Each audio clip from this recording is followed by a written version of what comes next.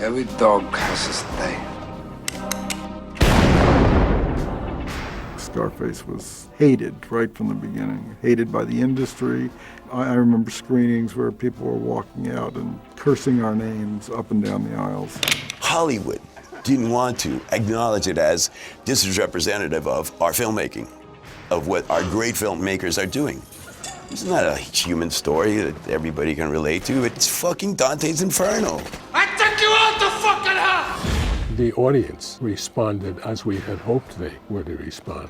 At that point, I knew we had something special. I'm Tony Montana, a political prisoner from Cuba. And I want my fucking human right now. When I was watching it, I knew I was watching something special. I loved it. I don't know what about it made me love it so much.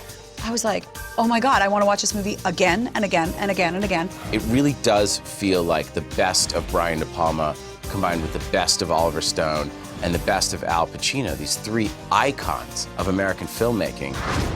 The movie came out in 1983, really in the middle of the cocaine wars in Miami, so it was very much about contemporaneous history.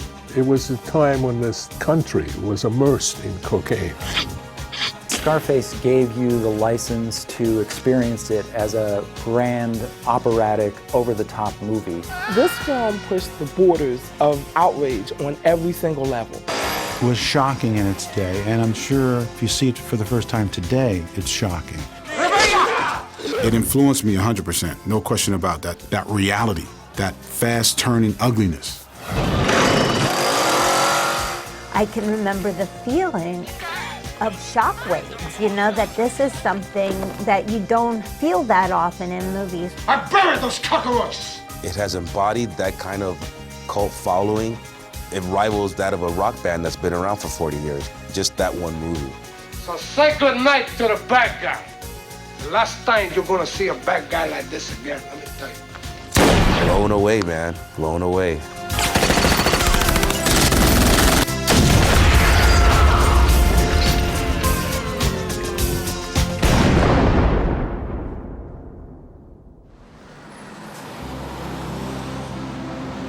When Scarface came out, I had just started reviewing movies for the Wall Street Journal, and I was very excited, a Bryan De Palma movie, and I was going to be the one to pass judgment on it. And as it turned out at the time, there was a big controversy over whether the movie should have been rated X for violence.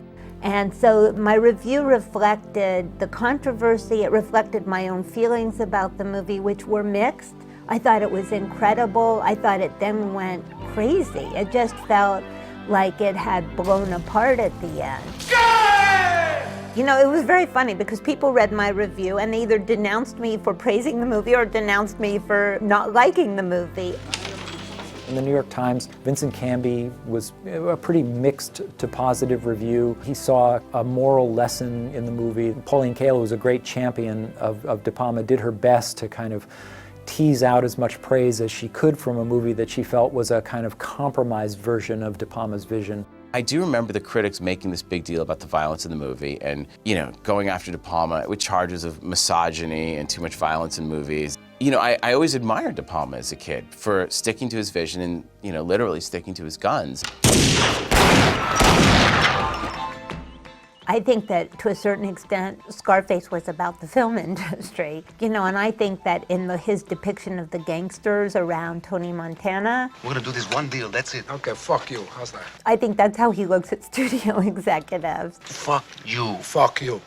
I had just made a very difficult, very unsuccessful picture, Blowout. I was kind of wanted to move into a different world. I was hoping to make a more commercial picture by making a gangster picture. I'd never done one before. And this was such a great script that I said, hey, I can do this. I've always been a fan of Bryan De Palma's. He truly was a storyteller, and I thought he could do the story better than anybody else. Are you ready for some good news? Are you ready for some good news, man? Sure, what you got, man? When the movie opened, there were all these articles about how this is going to be the most violent movie ever made. And I begged my dad, I said, we have to go see this. And my father took me to see it opening weekend, and my jaw was on the ground. I was completely mesmerized. I'm gonna carve him up real nice. You know, it was such a beautifully made film and a beautifully acted film that I just sat there as a wannabe filmmaker, sort of watching the processes that they brought to this thing. You know something about cocaine? Are you kidding me or what? I'm Cuban, so growing up in a Cuban community and everything, it had like the working class Cuban really upset. Even just giving up a hint that we wanted to see it could get you slapped by my dad. But I think that it's something that had to be shown, it had to be seen. It was real. You got good stuff here. I went and I saw Scarface in the hood. I was in the black neighborhood. It was West Philadelphia on the big screen, and it was one of those movies where you could yell back at the screen, and people went, "Oh no!" And it just, everybody, was engaged in the movie. I remember everything about Scarface. I was too young to get into theater. Up in Canada, it was restricted, and it was all anyone was talking about was this movie Scarface. That people were walking out of the theaters, that critics panned it, and I thought, I have got to see this movie. Le cose fondamentali della mia vita, cioè l'aver imparato a nuotare, aver letto Primo Levi, giocare a pallone, amare, guardare, aver visto Scarface. We had a friend of ours that somehow got a copy of a Scarface on VHS. Coño, qué rica! We would ditch school when their parents would go to work. We would ditch school and, grab a bunch of 40 ounces and stuff and go to her house and watch Scarface. And wow, man, we watched it like every day for like 2-3 months. It was everything that I thought it would be and more, because I came from another country. It was the dream, the American dream, and it represented all of that for me. And I had no idea that 6 years later I'd be living in Miami Beach, living my dream. This is paradise, I'm telling you. ¿Cómo se llama? Antonio Montana. And you? What you call yourself? The image of Al Pacino in one of those bright, colorful, tropical tourist shirts, but then the sneer and the scar was a perfect symbol. That was the Jekyll and Hyde character of Miami and its reputation at that time. There's nothing you can do to me that Castro has not already done. Get him out of here! Watching it, you believe Pacino is Cuban. As you go through it, you're not looking at the actor, you're looking at Tony Montana, the person, and he's Cubano. And he just captured so many things, Them working in the sandwich spot and making Cuban sandwiches at medianoches. See the sandwich, man. Drinking the little espresso shots. There's just so many elements in there, what it is to be a Cubano and the whole experience that went on in those years. Man, you're pushing your luck, okay? Don't worry. That was dumb, man. Hey, Harold, you worry too much, You're gonna have a heart attack. I used to bug Al. All the performances, all the characters you've done, as great and as incredible as they are, like, what are they gonna think of fucking Tony Montana? Have you thought about it? And he'd be like, they're either gonna hate it or they're gonna love it. Now you're talking to me, baby. That I like. You cannot take your eyes off him when he's on screen. It's impossible. He's never in the moment. He's always a step ahead of everybody else. She like me. How do you know? The eyes, Chico. They never lie. I think my favorite scene in the movie might be when he's in a car with Stephen Bauer. And Stephen said, what about the boss? He said, the boss, he's soft. That guy's soft. Fucking love that. That guy's soft. And I grew up like that. Look in his face. If a guy like that smells weakness, it's a wrap. They're gonna eat your ass up. And when I saw that moment between those two, I fell in love with that guy there. Me, I want what's coming to me. Oh, well, what's coming to you, Tom? The world, Chico. And everything in it. Every actor that was chosen made a really conscious effort to attack this story with absolute truth. And here we are, and the performances stand. All of them. I mean, all, like bang, bang, bang, all of them. When I was younger watching the movie, I just wanted the hot chick. I just, like Michelle Pfeiffer. It was just like, yeah, that's what you want. Michelle Pfeiffer, she's almost like a kind of Barbie doll that's still in its case when she comes out there. And she was initially just used as a beautiful object. Oh, she was a thing of beauty, marvelous. She was high on her own supply, all right. There's a shot that slow zoom on Michelle Pfeiffer where she's sitting at her makeup table there in front of the mirror, and she's doing cocaine. And by the time the shot settles, she's had a cocktail and taken a hit off a cigarette. And you live like that. And a lot of people did in Miami at the time. It takes its toll. Mary Elizabeth Mastrantonio was incredible as Gina. You got some nerve, Tony! You think you can come in here now and tell me what to do?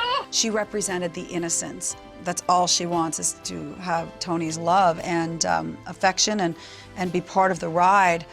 I'm all yours now. I think you and me, we can work this thing out. Also, I like the actor that said, "Whatever you do, Tony, don't fuck me, Tony."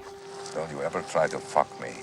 I did a movie a while ago where I played a Colombian drug dealer, and I took that guy's accent. Don't ever fuck me, Tony. Even the very small parts. I mean, people with 1 and 2 lines in that movie are wonderful. Hello, Tony. Every day above ground is a good day.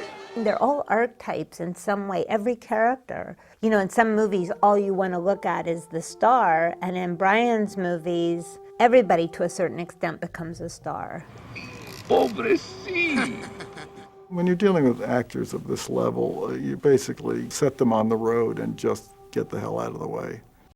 Where'd you learn to speak the English, Tony? I watch the guys like Humphrey Bogart, James Cagney. That teach me to talk. I like those guys.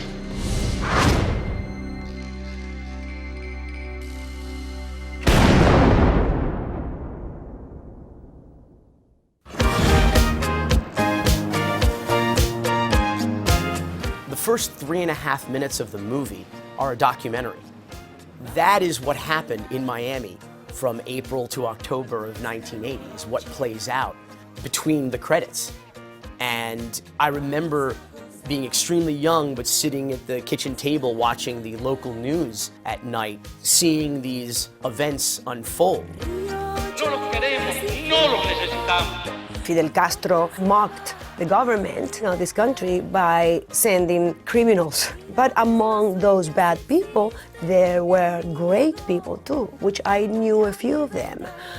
You know, like a few of my songs that I've recorded and have been very big hits were written by these two sisters that came in the Marielitos. You know, myself being a Cuban refugee, knowing what the Cuban has to go through to get away from the clutches of communism, as my father did and my mother did.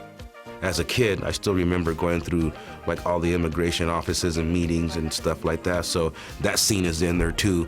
I always know one day I'm coming here, United States. Just similar stuff, like I remember the day that we went to the office and they gave my dad all of our green cards and stuff, and boom, you know, and watching my mom start crying because, you know, we got to America.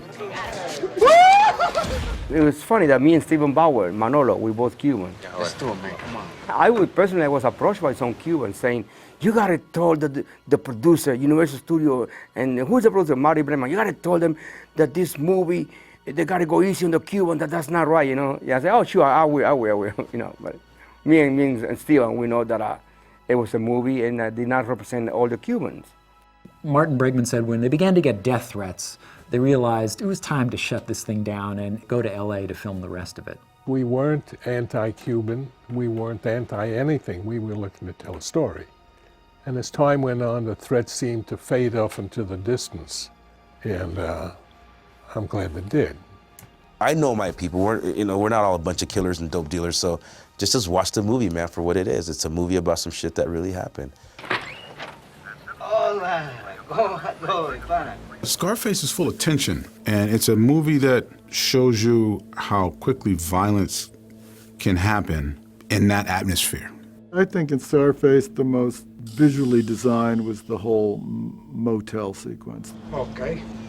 You want me to come in? We start over again, man? There's a lot of little humor touches that add to the tension in the room. You're gonna get to know me when you start doing business with me and stop fucking around, Hector. These are played for almost comic touches in the beginning, so that when the chainsaw is pulled out, your initial reaction is to laugh because it's like, a chainsaw in the middle of this tiny motel room? Like, how is that even gonna work? Sube volumen. What De Palma did was actually quite controlled. And in that chainsaw scene, the way he leaves the motel and goes down to the car, and you're watching Manny talking to this girl, and you're just like, no, your friend's getting up there. Like, just like slowly, he really, really, really teases you. The scene with the chainsaw for me, when I saw that in the theater, was arguably one of the most frightening things I'd ever seen in a movie, because it was so real. Certainly it was a violent movie, although again it's so ironic. You look at that movie now and we've done things on Dexter that were more graphic than the chainsaw scene in Scarface, which was, you know, at the time people were running out of the theater, kind of was what we were being told. Howdy leg, huh? La scena della motosega sicuramente molto pulp, splatter, anzi si direbbe. Ma io personalmente ho vissuto vicende, vissuto nel senso che ne ho letto nelle inchieste, ne ho scritto di vicende molto simili. Le bande di bielorussi nel sud Italia utilizzano il saldatore, ti inseriscono il saldatore nel sedere, lo accendono e ti dicono di parlare. Se tu più ritardi, più il saldatore diventa rovente e ti esplodono le budella. E questa è una cosa che è successa qualche anno fa nel sud Italia. Chichi, get the yayo. That word yayo messed me up forever, because everywhere I walk in, any nightclub, any bar, I had to hear like 20 times a night, Chichi, get the yayo. Está bien, Tony. The end of the chainsaw scene, this incredible act of violence, this vicious act of violence right there outside the Beacon Hotel, which is, all those buildings are still there. They're all restored, beautiful Art Deco structures right there on Ocean Drive. It's this sleepy retirement village. It's God's waiting room. Episodes like that happened on an almost daily basis in Miami Beach at the time. Another great night here at the Babylon, right? Okay. Wherever I go, virtually, people will mention Scarface. Is that Coke in your bra? You just glad to see me. Of all the things I've done, that's one of the things where people just, you know, they nod their head, you know, Babylon Club, or, you know. So please give a warm Babylon welcome to the one and only Octavio. I remember when I was a kid, my favorite scene was the scene in the Babylon Club where Octavio gets shot. And I was obsessed with Octavio, and I think this poor guy, he just went to work that day, he just wanted to entertain, and now he's just getting shot up for absolutely no reason.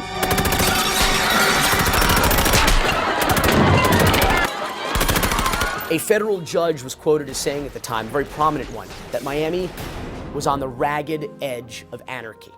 And that was because we were being stretched to our limits with respect to crime, with respect to corruption, and murder.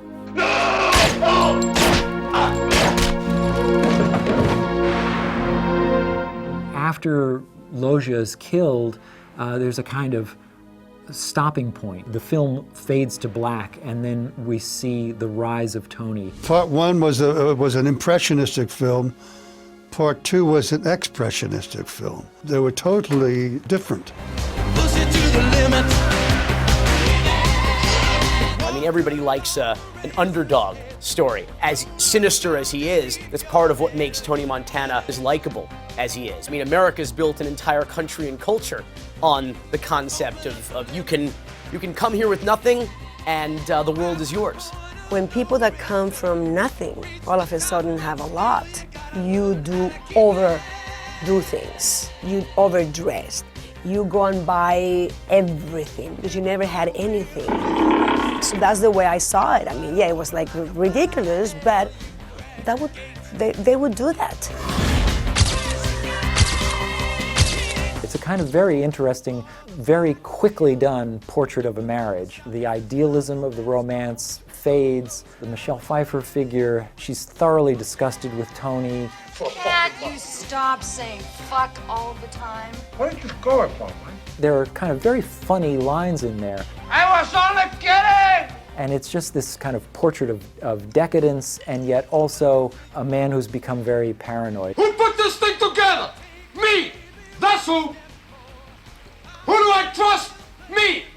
I've always seen the movie as much a satiric comment on capitalism and success and what it means to succeed and what happens to you when you succeed. He happens to be doing it as a killer drug dealer, but is he really that different from the banker in the movie who's laundering his money? Is he really that different from that shadowy government guy who's in that last meeting that they all have? It's really talking about American society a lot. This what it's all about? Forget it. This is what I work for? One of my favorite scenes, though, was the The dinner scene when he's saying your womb is polluted. Her womb is so polluted. I can't even have a fucking little baby with her. And she says, I got Nick the pig. As a friend. What kind of life is that? Oh my God, you get like, you're so embarrassed, you're freaking out, but it's the demise. And there it is, right there at the restaurant. And even now when I watch the movie, that's the hardest part of the movie to watch. Because, you know, that's the downfall of a guy you like. He's violent, but he's like the everyman in a weird way. That whole speech that Pacino gives to the restaurant full of people saying you need the bad guy so you can hide behind it because you're not that different from me. And to me, in some ways, that's the core of the movie. You need people like me so you can point your fucking fingers and say, that's the bad guy. He pulls the covers off of polite society, and he says that polite society cannot exist with all of its extravagances and its luxury unless there is an influx of money coming in from the back door and the seedy side of town. Me, I always tell the truth, even when I lie. You know, he was a bad guy, let's face it, he was a bad guy, but one of the things that people like, especially the young kids nowadays, you know, the young gangsters, is that he had morals. He's some morals. Like that time he didn't want to kill a wife and kids in the car with a bomb. Things like that. Hey, no fucking way. That's it. There's no code, per se, among the cocaine cowboys. They made it up as they went along. This fucking guy. Meaning it wasn't a code that was, you know, shared or traded among the cocaine criminals. But one of the things that turned out to be true was that whenever possible, you wanted to avoid killing children. You die, motherfucker! He drew the line, and that's honorable. You know what I mean? It's a great character to see him do that and draw the line. And of course, you can't do that in that game. You know, you got to go all the way. You go all the way or not at all. And he didn't go all the way. I told you a long time ago, you fucking little monkey, not to fuck me. Hey, who the fuck do you think you're talking to, huh? That's the beginning of the face down in a mountain of cocaine downfall. His face comes up and it's almost like a clown's mask of cocaine. It's laughable. And the first time I saw it, I thought, am I supposed to laugh? Should I laugh at this? There's nothing about this that's unreal. I mean, I've seen piles of cocaine like that on tables. I've seen people with coke on their noses. I've seen them do incredibly silly things in the process of being stoned for 36 or 72 hours. So why people say, oh, you know, this mountain of coke, please. And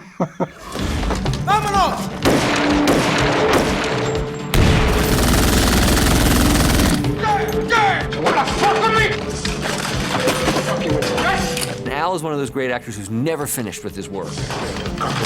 And so I imagine on Scarface there was a constant experimentation. I bet he tried things every which way. Say hello to my little friend here. Say hello to my little friend here. Oh! Say hello to my little friend here. Common markers. Say hello to my little friend.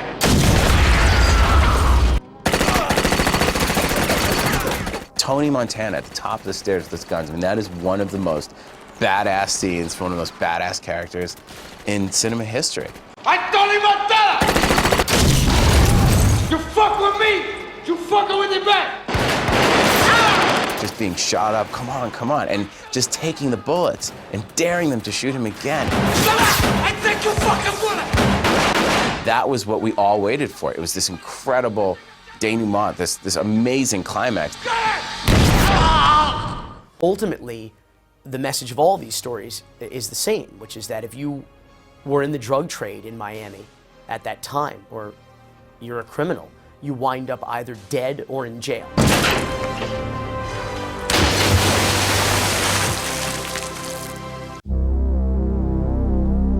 When it came out, people hated it, some people loved it. But the only way you can judge, you know, what the real significance of movies are is anybody looking at them 10, 20 years hence. This country, you gotta make the money first. Then when you get the money, you get the power. Then when you get the power, then you get the woman.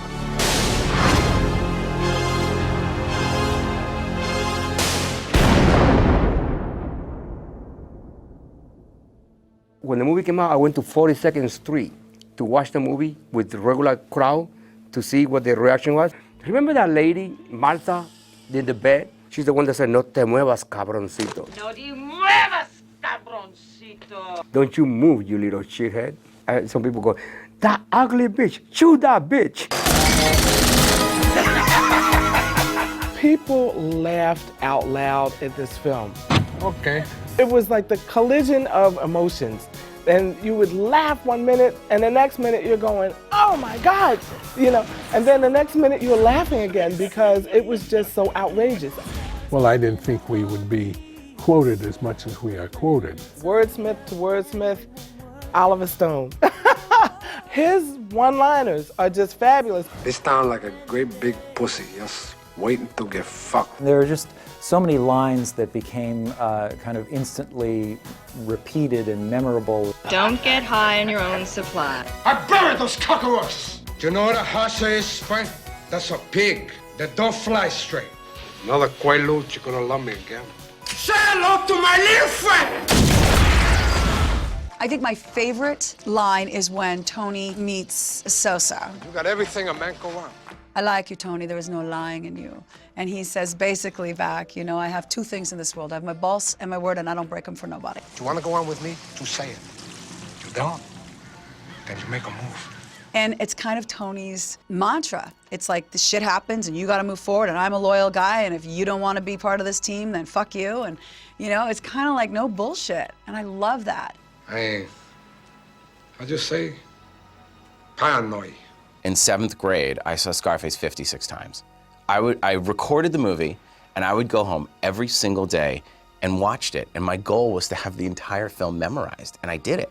And kids at school would test me. They were like, do the scene where Tony kills Frank, and I could do the entire scene. No, don't kill me, please. Don't worry, Frank, I'm not gonna chew you. Oh, Tony, thank you. Manolo, shoot this piece of shit, you know what I mean? And then Manolo walks up just like nothing. All right.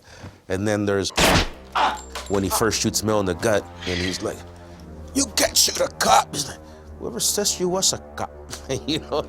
Son of a bitch. So long, Mel. Have a good trip. Fuck you! Flavor Flav says that in one of the Public Enemy songs. You want a job, Ernie? Hey, man, you got a job, huh? The movie grew over time and the audience expanded over time. And I can't think of many other films that had this kind of trajectory. De Palma was kind of just ahead of the curve, tapping into the criminal element down in Florida at the time. Michael Mann was also very interested in that. Just a year or so later, he's developed Miami Vice. Eddie? No! Every time I've gotten within 20 blocks of this Colombian, I've had the pavement pulled right out from under me. I know that, but you know why, Vic? Because you got your head up your culo. That's all. Over the years, Scarface began acquiring this kind of cultural power that I became very much drawn to. I began to see its influence in music and pop culture and on television. I mean, you couldn't watch an episode of MTV Cribs at the house of some hip-hop star that didn't have a Scarface poster, that didn't have a Scarface DVD on their shelves. It was watching things like that that you realize that, okay, this has taken on a life of its own. The rap artists, they got Scarface. They owned Scarface. It was part of their thing. So when they started expressing their lives in rap, Scarface was part of it. You know, around the late 80s, I started hearing a lot of people bringing in Tony Montana lines into their rhymes. And then you've seen a lot of cats, I mean, a few cats that even portrayed themselves as Tony Montana in pictures and videos. To this day, some guys are still busting out a little Tony Montana here and there in their rhymes. If you listen to the lyrics of rap, it's all about coming up from nothing, you know, balling, making yourself known. I come from the gutter, and I'm making all the right connections. I could go right to the top. The only thing Tony Montana needed was a rap career. You know what I mean? And it would have been perfect. Time is gone. We gotta set our own mark and enforce it. The movie itself became a part of the American culture, and then American culture reflected back parts of the movie. And so it began kind of popping up in references on TV shows. The very first episode of The Sopranos has a reference to Scarface. Cartoons like The Simpsons and South Park have parodies of Scarface. You need people like me so you can punch your f***ing fingers and say, that's the bad guy. So say goodnight to the bad guy. A South Florida teenager used his father's credit card to run away from home and back to Cuba. For more on this story, watch Scarface in reverse. You could turn on something like Law & Order and see Chris Noth talk about a doctor who performs operations. He does plastic surgery. He stitches cops when they don't want to look like Scarface. It's just those constant little references that made Scarface something that became part of the common language. I got ears, Joe.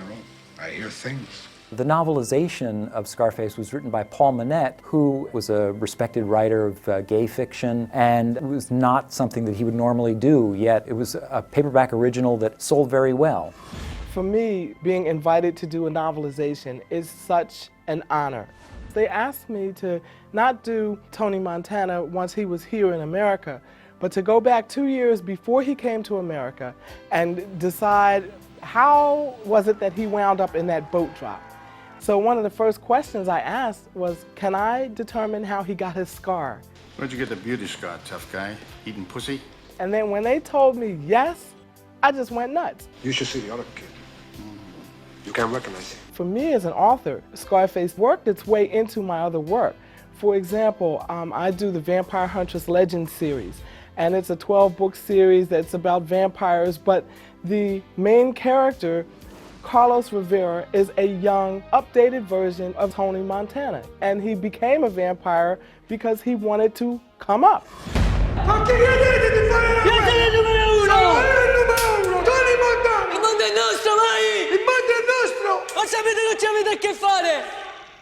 Arrivo Scarface. Io ho scritto il mio libro Gomorra in una stanza dove c'era il poster di Scarface. Non solo quello, ma era una casa studenti di quartieri spagnoli. You look at the poster, that poster is probably in more college dorm rooms than any other poster from that period. How much? 43,000 fully equipped. That all? The Scarface merchandise was also a kind of product of the fans originally. People made their own Scarface t-shirts before they began to be manufactured, and then a whole kind of industry built up around it where you could buy Scarface toy figures. Push it to the limit.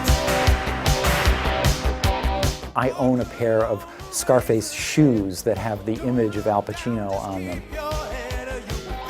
T-shirts with Pacino's face, Scarface, lighters, Scarface. It's just crazy. Who wouldn't want to walk around in Scarface slippers? Eventually there were even video games. Scarface, The World Is Yours sold over 2 million copies the first year it was released. The video game, they were putting out what would have happened to him if he didn't die. And it gave fans and enthusiasts of Scarface a way to channel that energy. And I was one of the malls, the chicas. And when I got asked to do it, I mean, it was just like incredible. Did you find that in a fortune cookie? Yeah, they called us up one day to come down and do some voiceover stuff. So I was like, yeah, cool, man, for Scarface, yeah, whatever. So I went. And basically, you know, all they wanted me to do was just sit there and curse a bunch of stuff, you know, in Cuban slang. So I was like, shit, no problem, man. Vete pa la pinga, come mierda, tú no sabes mierda. And that's basically go to hell, shithead, you don't know shit. If you look at the internet, there are many versions of Scarface edited in different ways. There are 3-minute YouTube videos that tell the entire story of Scarface solely through the use of the word fuck. Fucking. Fuck. Fucking fuck you. Fuck me. Fuck fucking fucking fuck up. We fucked up. You fucked up. I don't give a fuck. Fucking fuck. Can't you stop saying fuck all the time? Fuck you! To me, it's like everything goes back to Scarface. Come here, give me a kiss. When you're looking at other films too, like Inglourious Bastards, you can see just a slight nod to the De Palma film. I never spoke specifically with Quentin about Scarface tying into the ending of Inglourious Bastards, but now that you think about that ending with Tony Montana just shooting and them going down in flames,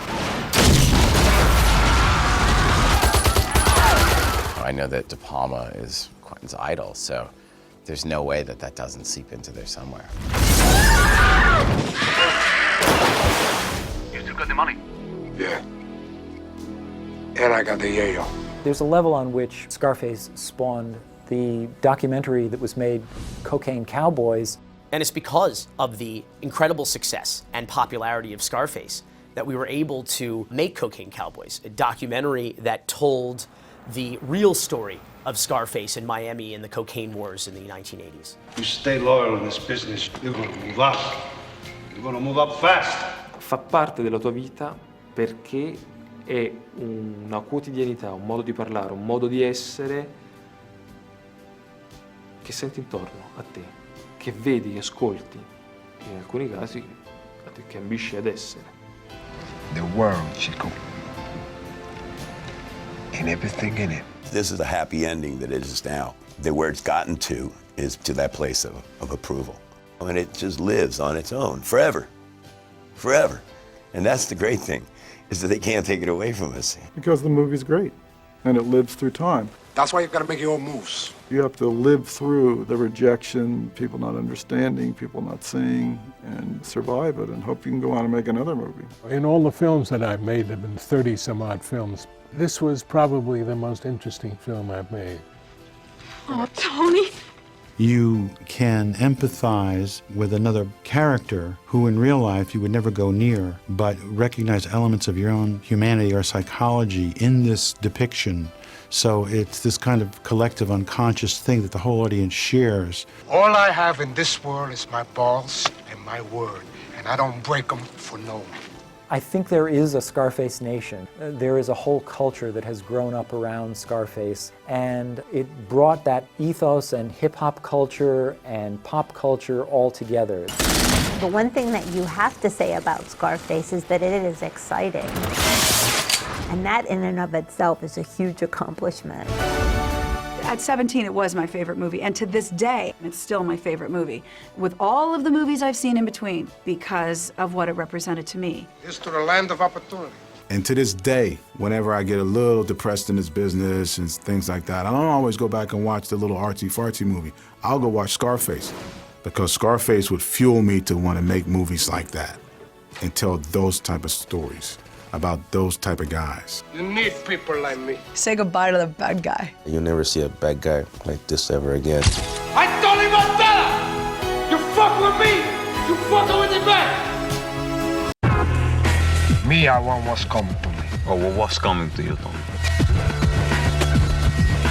The world, Chico. This is not a subtle portrayal of a man who rises to power. I mean, this movie comes on, it's bigger than life, it's hyper-realistic. Fuck the fucking Diaz brothers! Fuck them all! It's violent, it's sexy, it's right there in your face. Tony Montana is probably the only drug superhero ever in a movie. Don't be calling me no fucking dishwasher. I'll kick your fucking monkey ass all over. Do that, man. You're not gonna do that to nobody. Come on, man. The fact that you're this dishwasher and then all of a sudden you're pushed into this world of drugs and money, and then there's this rise to power and you're calling the shots and you're wreaking the violence on people. That's the way it works. First you get the money, then you get the power, then you get the woman. In a drug dealer's mind, what more to life is there? You end up falling prey to your product.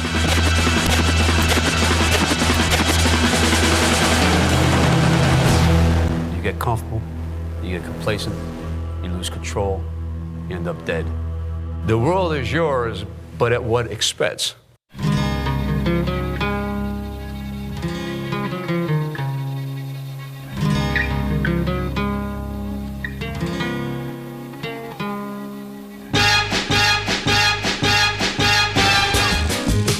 If you look at the situation in the 80s in Miami, some of the things that were happening politically and culturally just sort of lent themselves to the proliferation of drug trafficking. It was the beginning of the cocaine cowboy era. Cocaine was coming into the U.S. in record quantities. There was a strong demand for cocaine. It was just such a crazy environment. The restaurants were booming. The discotheques were just loaded. Whether it was the people that were there partying to use the drug, the people that sold it in the club. If you took the drug money out of Miami, the whole state would sink. And then you're gonna find out your biggest problem is not bringing in the stuff, but what to do with all the fucking cash! Tony Montana came from Cuba in the famous boat lift and found himself in a country with which he wasn't familiar, with no gainful employment and really no way to make a name for himself. The criminals that came out of the Cuban jails, you know, their opportunities are certainly limited. And then they saw drugs and trafficking drugs as a way to escape and give them power. Somebody says that, you know, you can move this bag of cocaine and I'll pay you, you know, $50,000. And now you got the opportunity to be the powerful guy handling the gun, having the money, the women. The world is yours. I mean, who's gonna wash dishes? Coming up! Oye! Get there! Dare you! Violence is the key to succeeding in the narco-trafficking industry.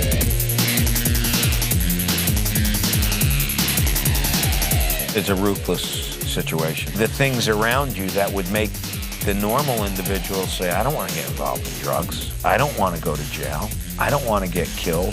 Tony Montana was willing to take that chance. This is a man who shows up a badass. He shows up a hardened criminal. And he really does become quite a power throughout the film with just naked, unchecked aggression. So long, man. Have a good trip. Fuck you! The way you rise to power is please the hierarchy by making good deals, making money, not bringing heat to the organization, and being a loyal soldier. Or you make your own organization and you make that power yourself by being ruthless. All I have in this world is my balls and my word, and I don't break them for no one. Anybody who came against them had to go. There was no conversation. There was no debate. They just had to be taken out because they were in the way of his goal. Shoot that piece of shit. No, no, no, no! There was a drug kingpin where they killed him, killed his wife, killed his kids, threw them in a swamp in Colombia. It just happened last year. Whether it's a hit on an entire family, on someone they believe is an informant, they will take quick and decisive action, and they'll do it in a manner that sends a message to everyone around them to be aware that this is a person, this is an organization that you do not want to cross. Drug dealing at its essence is all about money. Power, ego. The women, the fast cars, the fancy houses. Party, party, party.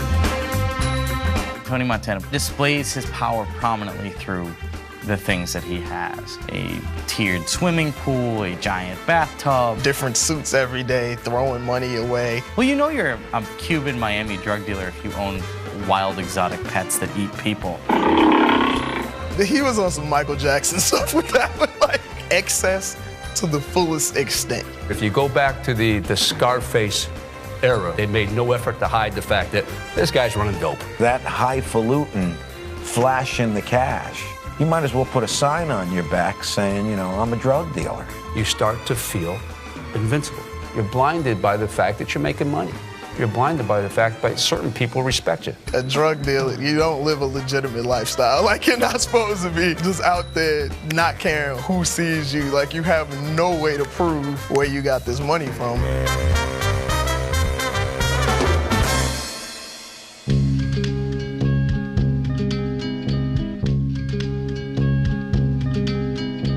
Can't enter into a business like drug trafficking on a scale that we're talking about without amassing a whole lot of enemies. The most difficult part of keeping your power is staying alive. They're always looking over their shoulders for a number of reasons. It is the rival cartels. It is the other people in the drug business. It's who's gonna whack me, because they all think at some point in time they're gonna get killed. You know, and it's law enforcement. You don't know where it's coming from. So you always have this tremendous paranoia. And then when you get with a Tony Montana, where you're doing cocaine, it just increases that paranoia to the point where you can't function. That whole combination, it's just a mixture for an explosion. And I think Tony's paranoia really comes from the fact that he broke the cardinal rule. You don't get high on your own supply. And he was really snorting coke out of control.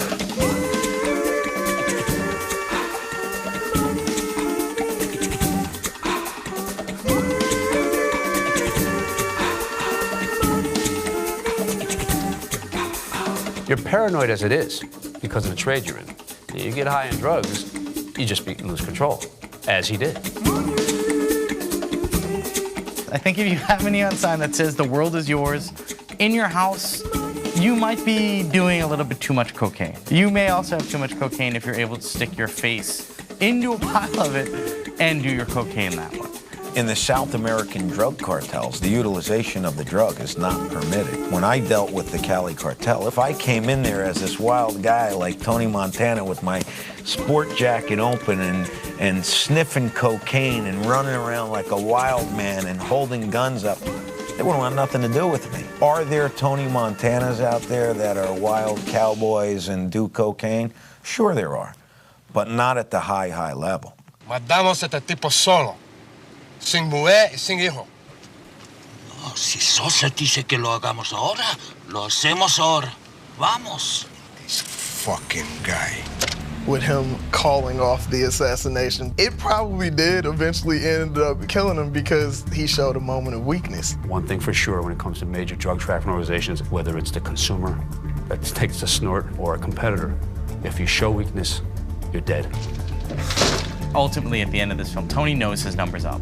Gotta get organized here. Huh? He was kind of at the end of his rope. Sad, paranoid, friendless, facing a jail sentence. It clicked in his head at some point that, you know, this is it, but I'm not going out like, you know, a peon. I'm going out in a blaze of glory. You wanna fuck with me? Okay. Prepare a couple of these.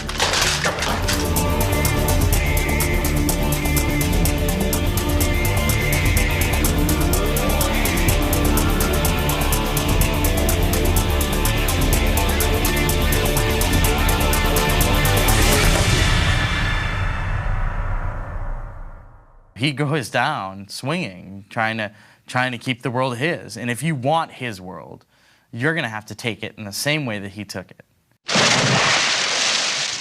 For him, that's a hero's death.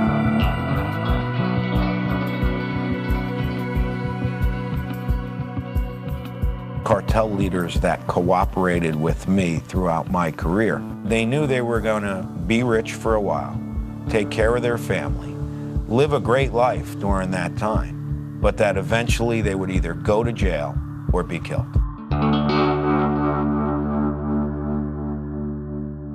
When I think about what I see in drug law enforcement today, it is not uncommon for me to go into a home of a trafficker at any level and see an Al Pacino picture on the wall, to see a Scarface poster. I think the appeal is just coming from nothing to something. In a twisted way, it's the American dream. I work hard for this. There's a lot of reality as to how someone can start as a dishwasher and make it all the way to the top. This guy came from nothing, rose through the power, lived the good life, had everything he wanted to have, and then in the ultimate end, ends up in the base of a pool. You know, the world ain't yours. The moral of the story is, don't be a Miami drug dealer. And if you're gonna be a Miami drug dealer, don't have a gun battle in your house. You think you can save me? Give me a fucking army, you're gonna save me!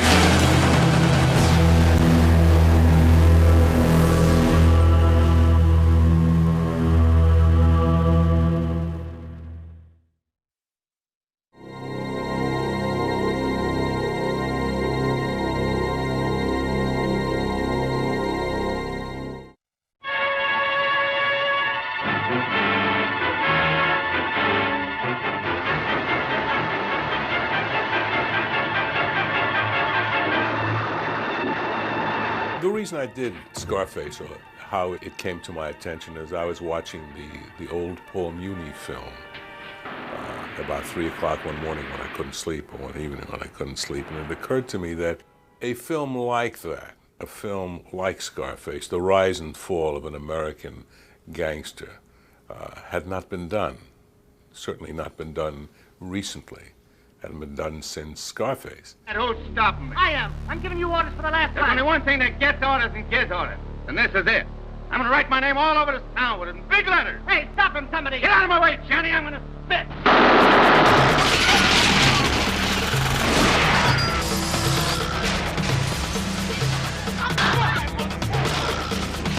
Having had done a number of films with Pacino, I'd always wanted to do a large gangster film where he would have a part to play in this genre. And it occurred to me that this was not the old Scarface, because the old Scarface had to do with Prohibition, but the rise and fall of a gangster, an American gangster, a dynasty.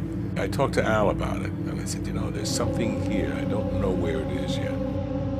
I had heard about Scarface for a long time because I was working on a play by Bertolt Brecht called Arturo Ui, which was very influenced by the American gangster picture. And I heard, even as a kid, I remember my relatives talking about the Scarface and how George Raft flips the $50.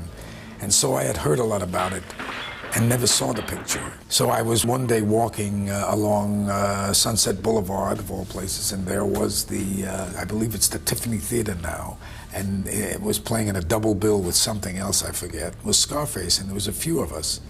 So I said, well, why don't we just go and take a look at it? And we went in, and it was, you know, an astounding movie, astounding. And the performance of Paul Muniz was astounding and inspiring. And I thought after that, that I just wanted to, you know, I wanted to imitate him. I wanted to do something. I was inspired by that performance. And I called Marty Bregman, who then put together some people, and they started working on developing this as a film. We started to work on Scarface with David Rabe. That was the first screenwriter on it, and David and I were working on it, and the screenplay was not exactly going like everybody wanted it to. It was, you know, and ultimately I felt that we couldn't all agree on what we were trying to do, and David and I left the project. And I started to talk to other people, and one of the people I talked to was Sidney Lumet. Sidney Lumet had the idea of putting it in Cuba, which I thought was a brilliant idea. For years, I remember even Martin Scorsese and Robert De Niro had the Scarface movie in their repertoire of things they wanted to do, and it was a difficult thing to break through and find our way in to do it in today's world. He says, well, why don't you do this about the cocaine world? And it occurred to me that that's it. That's it.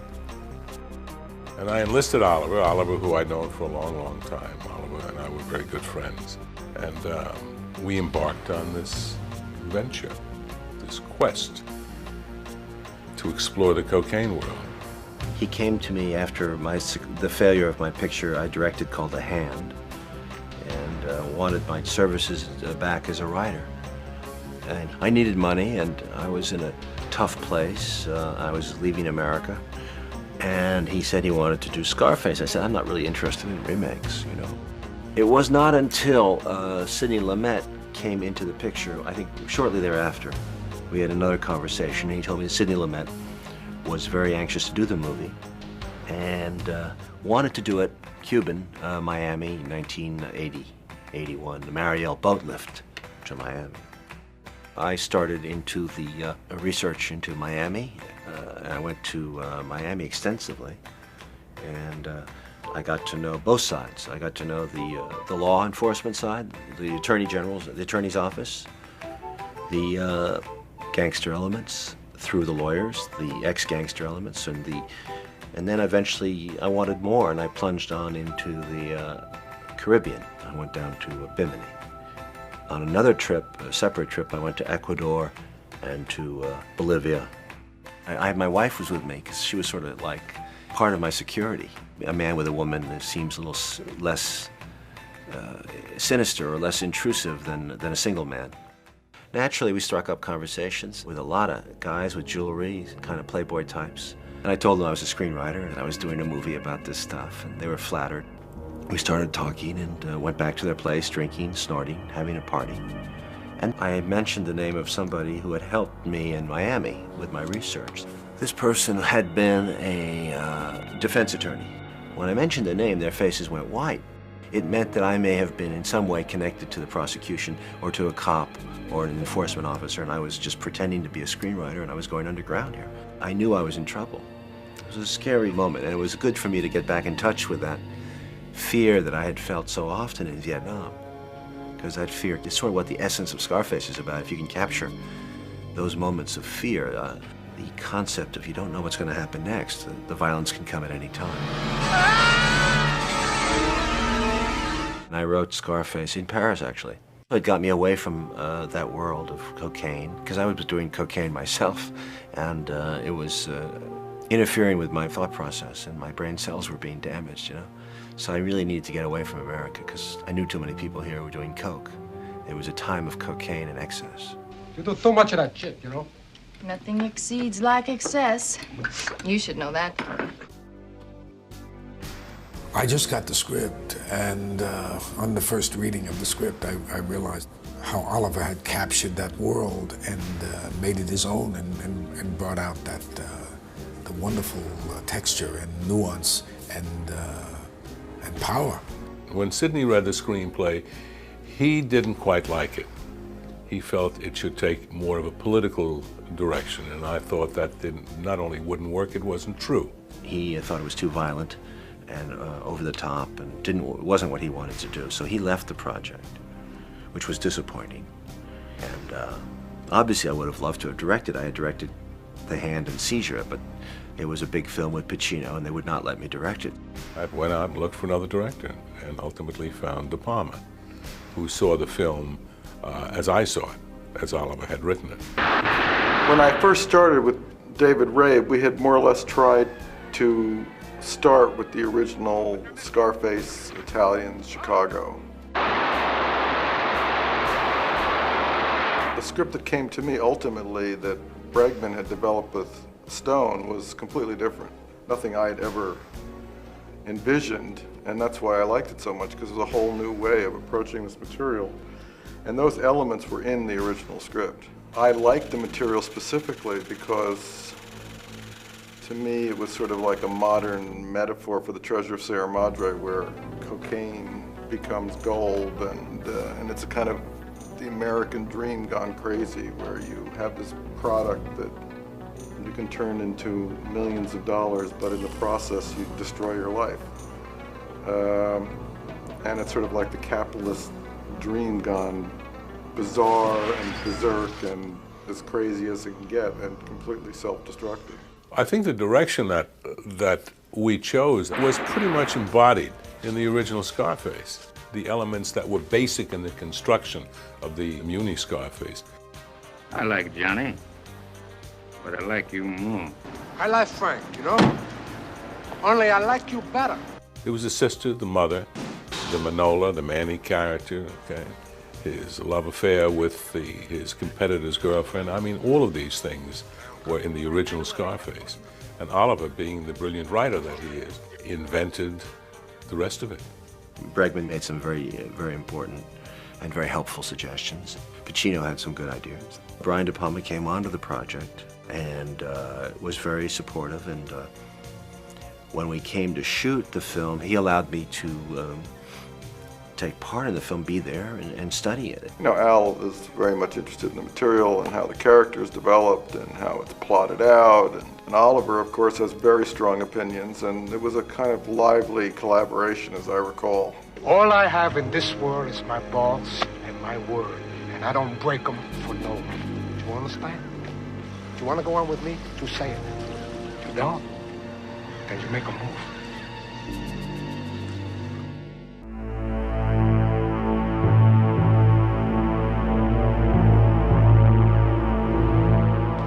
Okay.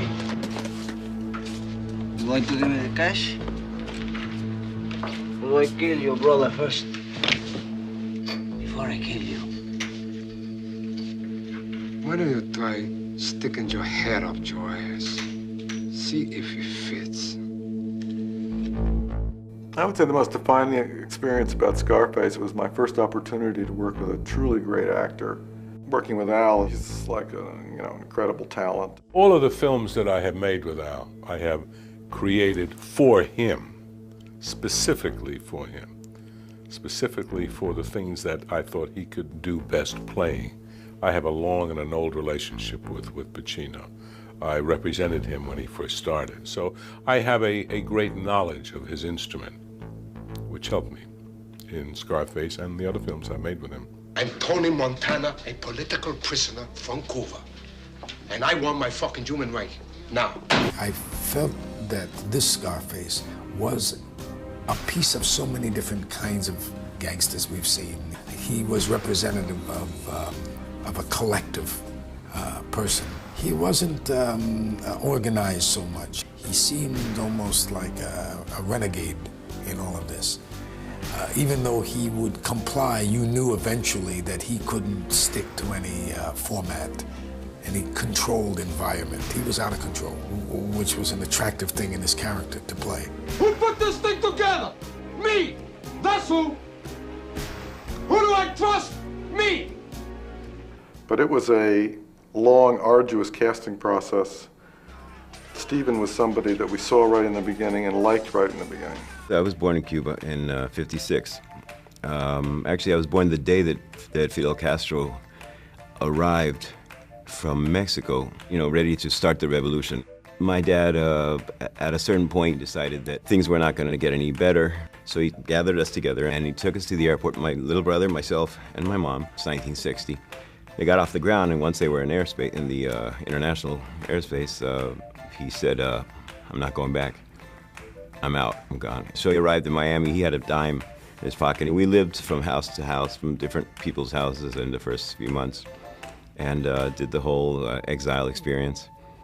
We're gonna be out of this place in 30 days. Not only that, but we got a green card and a job in Miami, man. Now are we made, or are we made, man?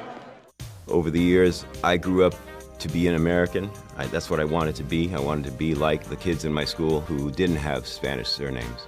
Got through high school, went to Europe, saw Europe, and came home and I said, I've got to do something. I went to junior college just to kind of kill time, and then and I walked into an audition for a play, for a Tennessee Williams play.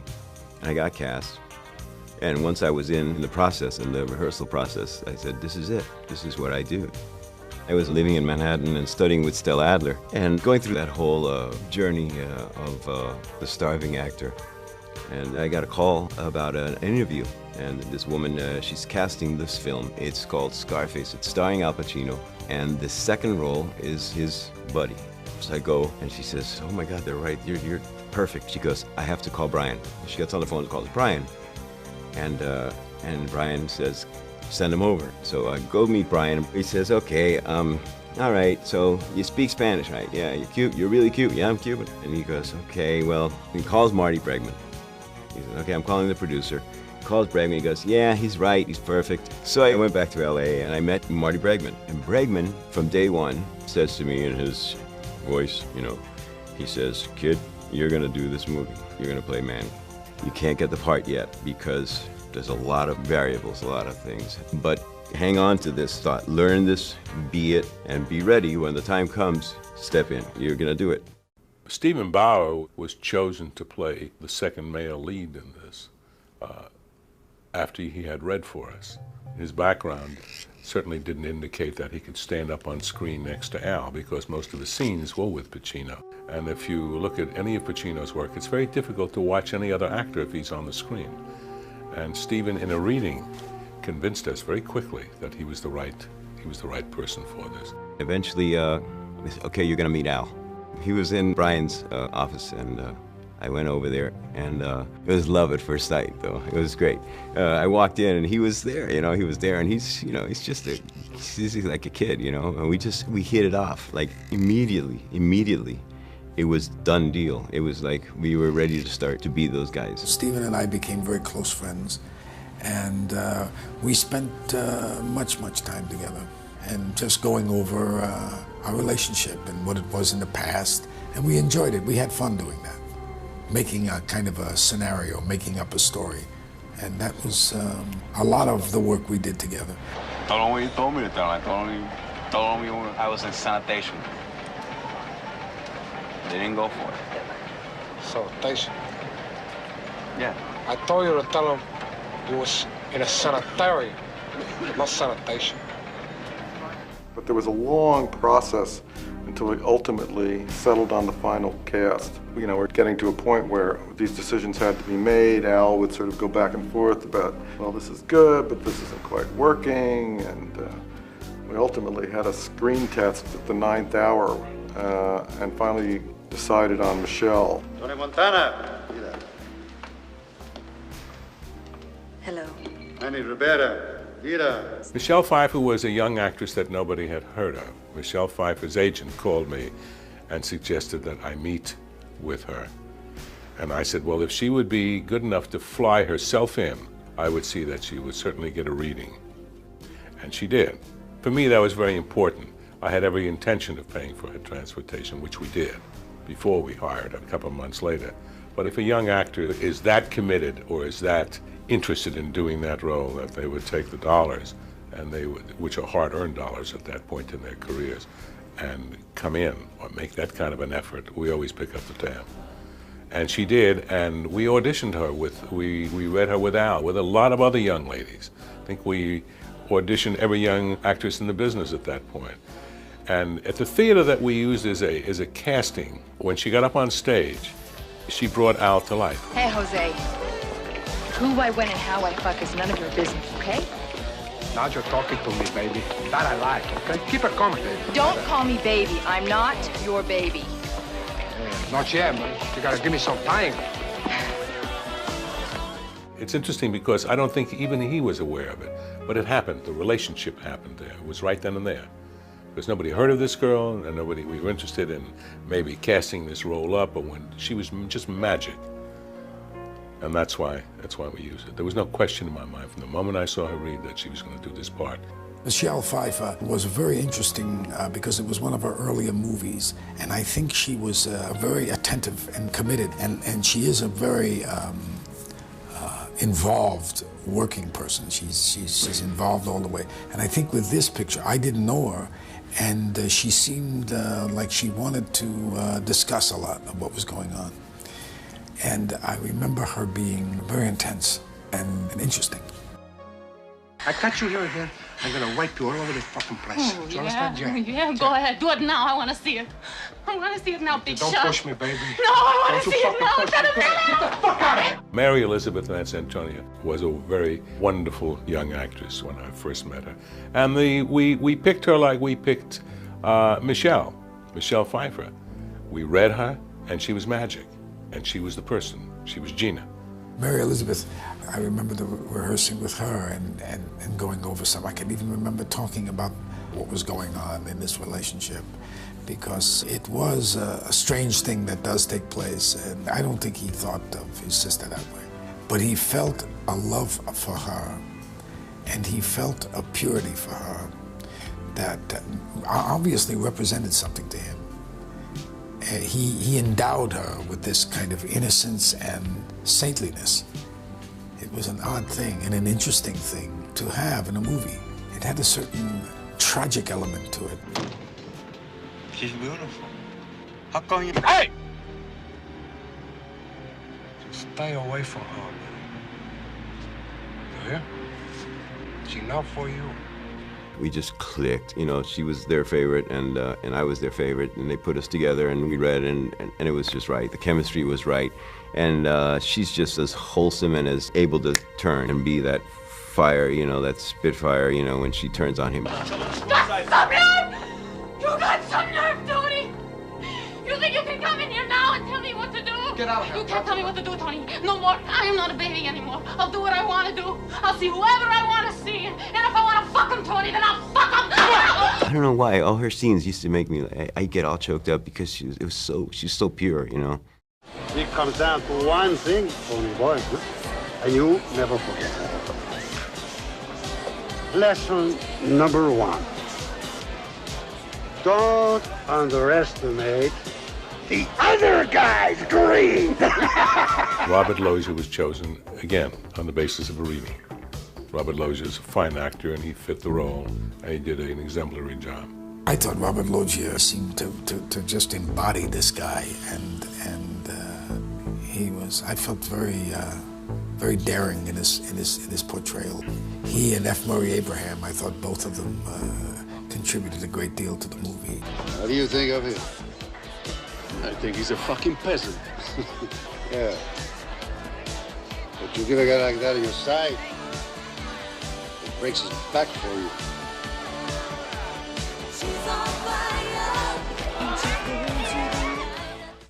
The group that we surrounded Pacino with in the film were all Cuban, basically all Cuban. Anytime that there was a problem in the accent, in Al's accent, they had the right to interfere and suggest that he was off with it. You a communist? Huh? How'd you like it? They tell you all the time what to do, what to think, what to feel. Robert Easton was a tremendous help to me with the dialect, and also the Cuban people who I met and spoke with, who gave me a lot of insights into some of the mannerisms and stuff, all of which I tried to put into a capsule and swallow and see what would come out.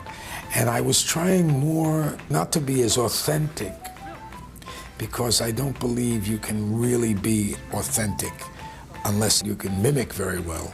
But if I could take the accent and the mannerisms and sort of just heighten them in a way for this approach to this movie, because I think Braiana De Pальмы was going to take a larger-than-life approach to this film to conceptually deal with the movie in a more operatic style, just slightly larger than life. And so I think that was incorporated into my interpretation.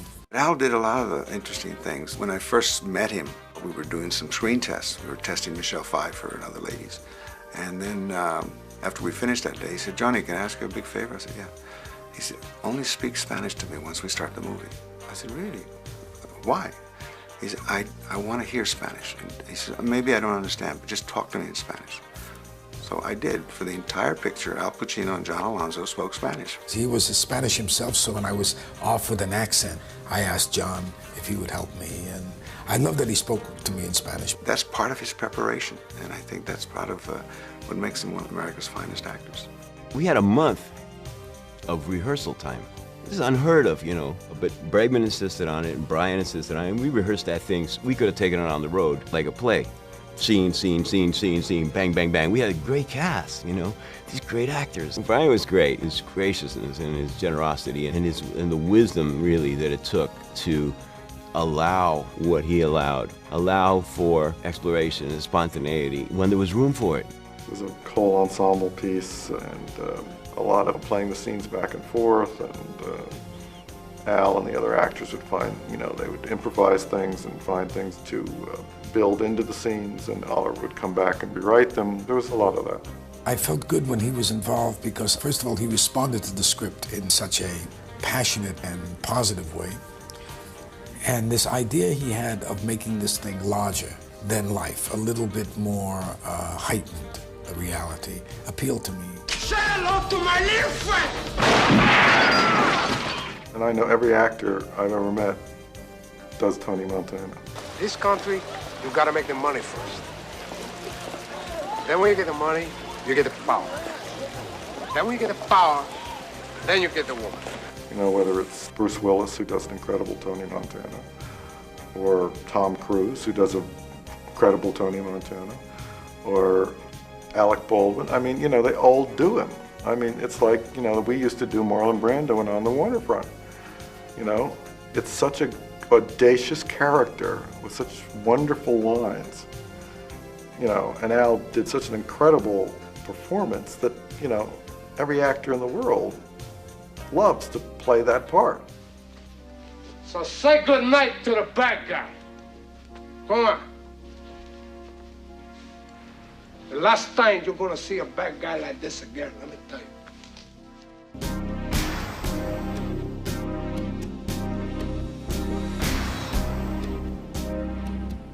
Originally, we were going to shoot the entire film in Miami because that's where the story takes place. We scouted locations in Florida, and we were going to shoot the movie in Florida. But then the Cuban community became so outraged at how we were representing them, they basically ran us out of town.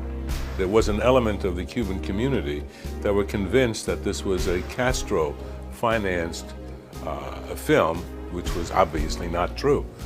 I mean, Castro had nothing to do with this film. We were doing a gangster film. We were doing a theatrical film. an operatic theatrical film. But there were some people that, within the Cuban community, a small part of them, that were convinced that we were out to, in fact, hurt their reputation collectively. There were a number of threats made, and we thought that it would be best if we moved the production from Miami to California. We shot it in LA, we shot it in Santa Barbara, we shot it in New York, and then we went to Florida for about, I'd say we shot 2 weeks there. And when we went back in, we had all kinds of bodyguards, but we were originally going to shoot the whole movie there. ¿Cómo se llama? Antonio Montana. And you?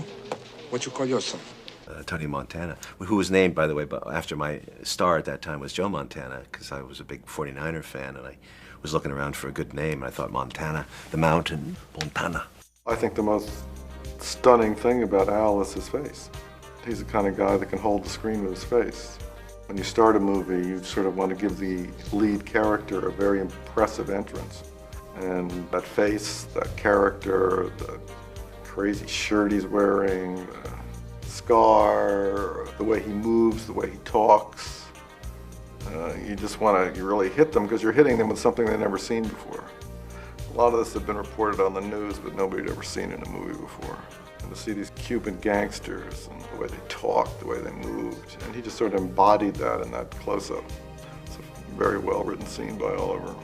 I think Brian's ideas on the opening of Scarface were very interesting to me, and it was very, again, against the grain, so to speak.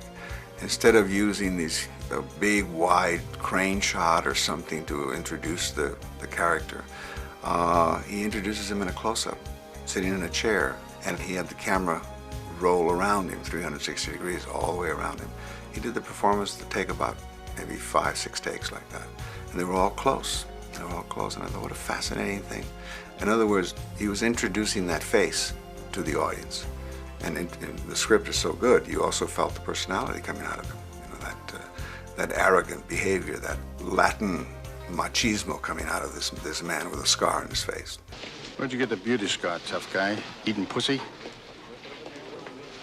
How am I going to get a scar like that eating pussy? Al was very worried that it looked phony, it was too big, it was too small, so we did many makeup tests until we came up with something we all sort of liked. I felt this character was good with a knife and had fought with a knife. And the scar really came from one of those fights, and I thought it would be interesting if it got to the eyebrow, and the action pulled my head away and it went down even further into this part of the face. So there's one up here and here. I like the different places because I think it was evocative of a chaotic wildness in this guy, that he was all over the place. He had one here and one there, you know. I think Brian has an affinity for doing the high crane shots, the straight down shots, the bird's eye view of things. And some of the things in Scarface were born out of necessity. For instance, the opening internment camp that was under the freeways and so on. If we had been leveled off, you would have seen that it was Los Angeles and not Miami. And also he was giving you that sort of introduction as if you're coming from heaven just to come down and to take a look at these people that are interned. He likes to move the camera a lot, but he doesn't do it arbitrarily. I don't think he does it just what I call cinematic gymnastics. He does camera moves that are an integral part of the story. Other than the personal events, the wars, the actual drug wars, the actual massacres, the Chainsaw Massacre, were all based on real incidents, very much so. We got a big assist from the U.S. Attorney's Office down there. And they showed us their files, and they showed us their tapes, their videotapes of crime scenes, all of the violence in this film that didn't happen. They didn't just kill each other in these drug wars, they literally chopped people up and found them sawed up in a trash can outside a 7-Eleven. So I wanted to establish a level of violence that nobody had ever seen before, because this is a whole different level of mob interaction.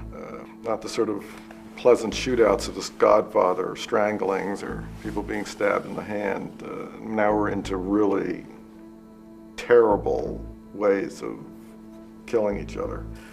And And I wanted to get it over early in the movie to set up, say, this is what it is. We're in a whole different world here. The chainsaw scene was based on an event I heard about, because I hung out with Miami, County of Miami, and Dade County, and I also hung out with Fort Lauderdale, which had another whole history. So I hung out with 3 different departments, and the case histories were pretty thick on murders. Definitely, the saw had been used. The scene was basically written by Oliver, and I just had to figure out a way of doing it, which, you know, wouldn't turn into the Texas Chainsaw Massacre. That is a vintage De Palma technique, and you can feel it when you're doing it, that he set things up in such a way with such a strong visual understanding of what he wanted to do with that and how he wanted to build it. So I just marvel at it. I was in the scene and I felt as though it was so laid out, so completely mapped out that it wasn't difficult to do. Yes, of course, sir. Yeah, it's very important. Yes, I understand. It's important. Yes, thank you. You're welcome. He had a giant crane move that Brian designed from the motel, and to see Stephen Bauer playing with a girl in a bathing suit and then back again and building that tension. And that sweeping moves, I call those director's points of view, as if I voyeuristically, if I could do that, I'd fly up and look through the window. I couldn't see, I'd come down and fly down. So to me, that's the feeling that he was giving me. Inside the motel room, everyone that I meet usually says, my God, that scene where they cut off his arm was terrible. I said, you never see it. You see it off of Puccino's face, you see it off of reactions, but you never see it. I said, that to me is good directing, because to leave you with the taste that you've seen something that actually hadn't happened.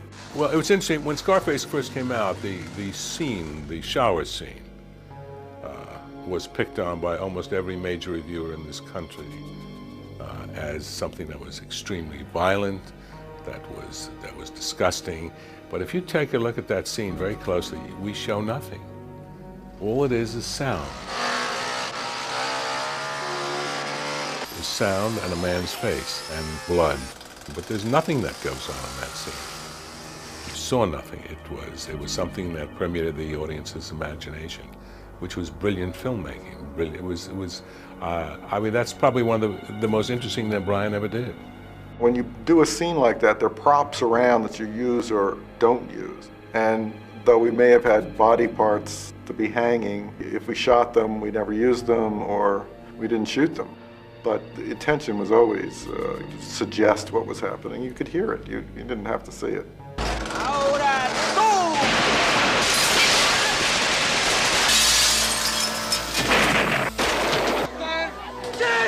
You want to set up the world these guys are in, and once you set up a terrifically violent scene early in a movie, you don't really have to do much more after that. I expected Brian to give us his elaborate details of how he wanted the picture to look and what he wanted to work with. And all he said is, John, I want you to give me the most beautiful pictures, and I'm going to put violence inside. The movie was supposed to be shocking. It's a shocking world, and these are like gangsters you've never seen before. Well, it was shot in a couple of parts. We hung F. Murray from a crane, basically. But the stuntman, Dick Zeiker, had to leap out of the helicopter with a noose around his neck, and it had never been done before. That was a kind of tense day, as I recall. We had a couple of cameras on it, and they flew around, and then they literally tossed him out of the plane. And then we, intercut it with, Murray hanging from a crane.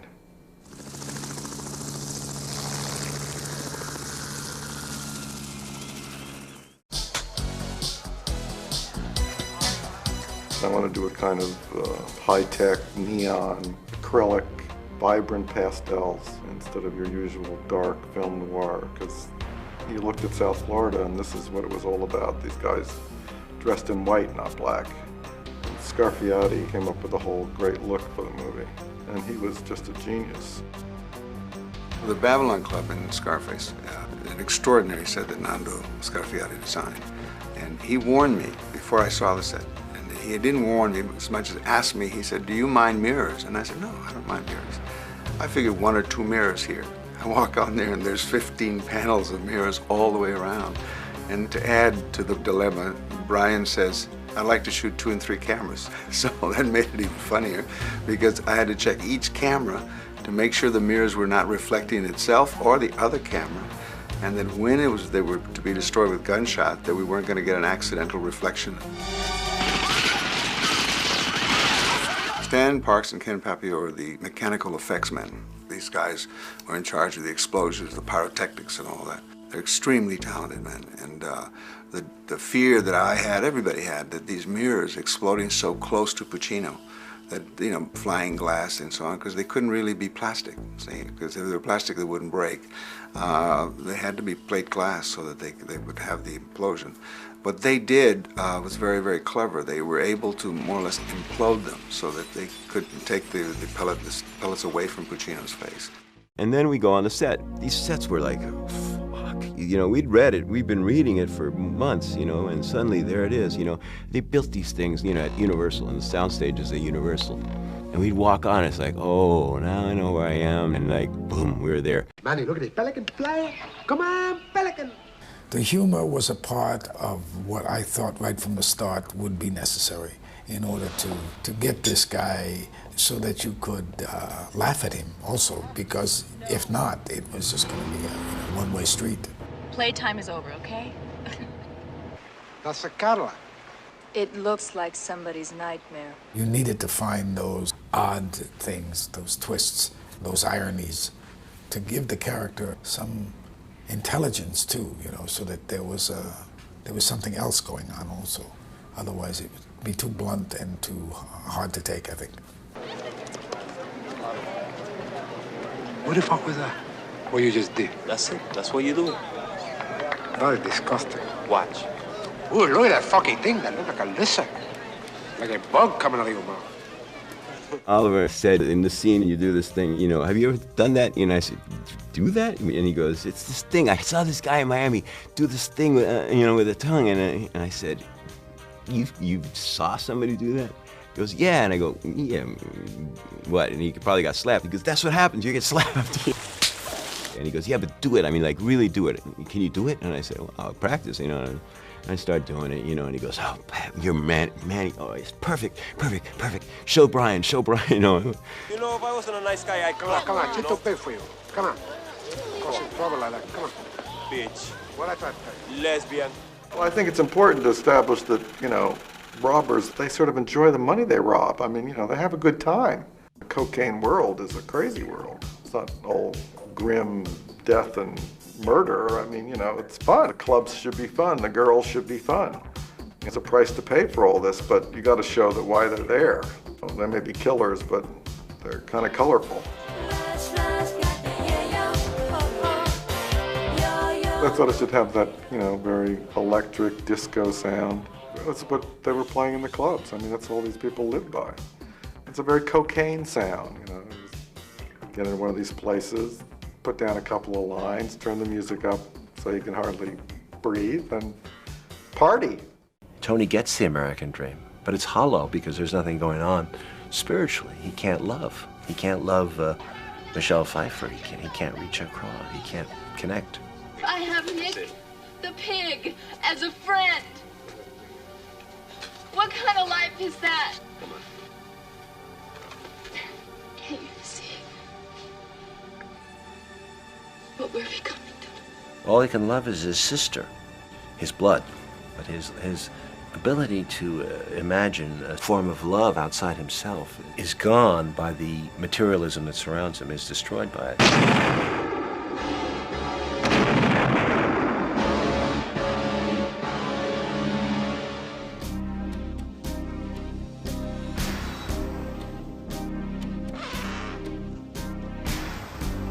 I thought that Al reminded me always of Humphrey Bogart with that kind of narrow face and those kind of nervous eyes of his, and I thought it'd be a great finale for him to be buried in a mound of gold dust or cocaine, you know, like just crash into it.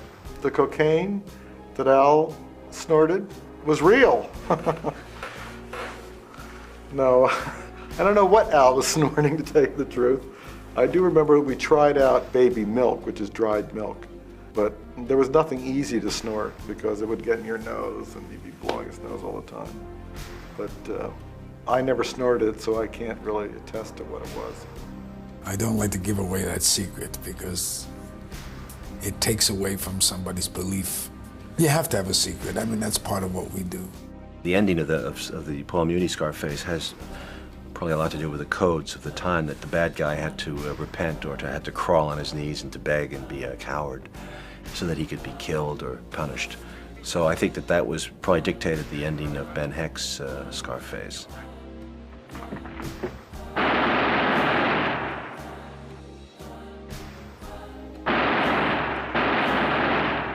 I think it was more interesting to let Al Pacino, Tony Montana, destroy himself, to bring himself down, which seemed to be the case if you study the history, the profiles of the drug lords. You will see a pattern. Money and excess and wealth. Luxury corrupts far more ruthlessly than war. Is this it? This what it's all about, Manny? The only memory I have of that is putting myself in a kind of trance-like state, because I was in a coked-up state as the character. So I found myself every day going into this room with all these guns and all this smoke and all this hell, actually, and I would put myself in some kind of give myself a kind of mantra and just go in, bite the bullet, and you know, spend the 12, 14 hours there every day in, day out, just shooting that sequence. Say hello to my little friend! Once you find that you get into a rhythm, and if you're relaxed when you're doing it, you can take anything. You get zen about it, because if you, for once, take a look around you, it's just unendurable. A lot of times when guns are shooting, you don't see the flash, and when you see a gun shoot, you like to see the flash. And so we rigged up something that synchronized the flashing to the shutter of the camera so that you could see the flashing all the time. Ken Papio and Stan designed this synchronization system for the weapons so that the camera shutter is open to see the flame, and Pacino can't fire it unless the shutter is open. It sort of drove Pacino crazy a little bit because he pressed the trigger and it wouldn't fire until the camera was perfectly in sync with his flash. And it got a little testy there because he wanted the freedom of it. But it worked out very good. These men were very talented men. We had a lot of time to shoot that because Al burned himself badly on one of the guns. And so I basically had to shoot like 2 weeks without Al, so I had a lot of time to shoot the Colombians doing things. I'm trying to think how many cameras we used in Climax. I'm not sure. I think we had one on a crane, and we had 2 down below and a third one. It may have been 4, maybe 4 or 5 cameras that we had. We had a slow motion camera that was prepared to shoot the stuntman as he got hit, or Pacino as the squibs were going off. We had 1 camera in slow motion. We may have had 5 cameras on that sequence. Steven, a very old friend of mine, came over to the set and thought this was great and said, I got an idea, let's put a camera over here. I said, fantastic. So we stuck a camera, I think it was a low angle camera over on the side, and it was used for when the Colombians first come into the house.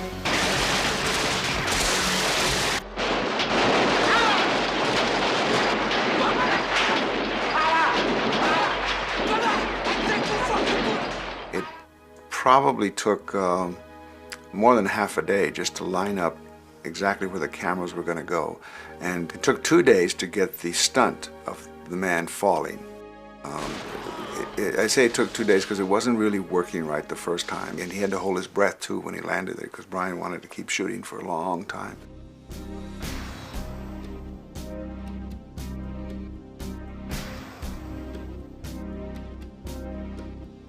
I thought it was very important that we dedicate the movie to Howard Hawks and Ben Hecht because that was always the inspiration for it.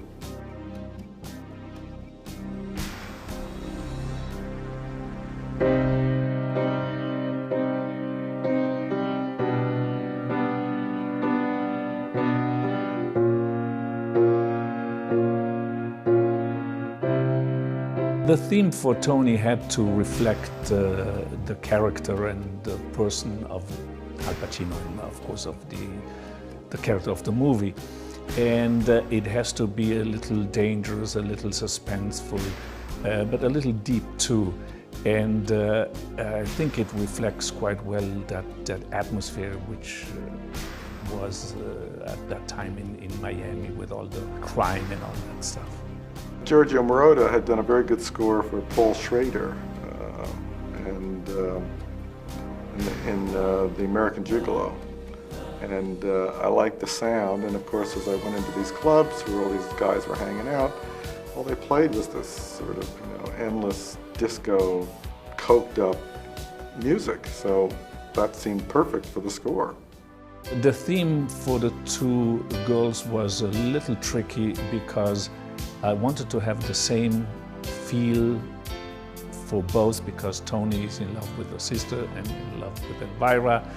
And so the sounds are very similar, the melodies are slightly different, but that was done in purpose so to create a little bit of an ambiguity and to show the people that Tony is in love with both.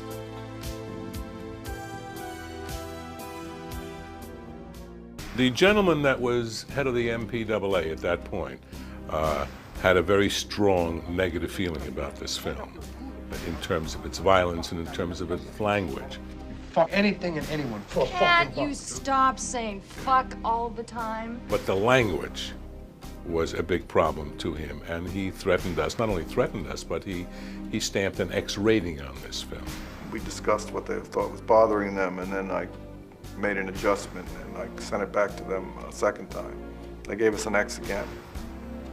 Then I cut it back a third time, and they were sort of fixated on how many gun hits were in the clown. And I was thinking, the clown? They're worried about the gun hits and the clown. So this is the third time I sent it back, and they still gave us an X. And the studio, of course, was saying to me, solve this. We can't release an X movie. But I wasn't going to cut it anymore. I felt it was against what the material was. I didn't think it was overly violent. I thought it was just showing the world of these people.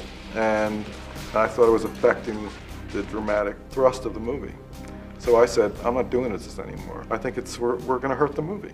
And then I basically got on the phone and I called some of my reporter friends nobody knew about.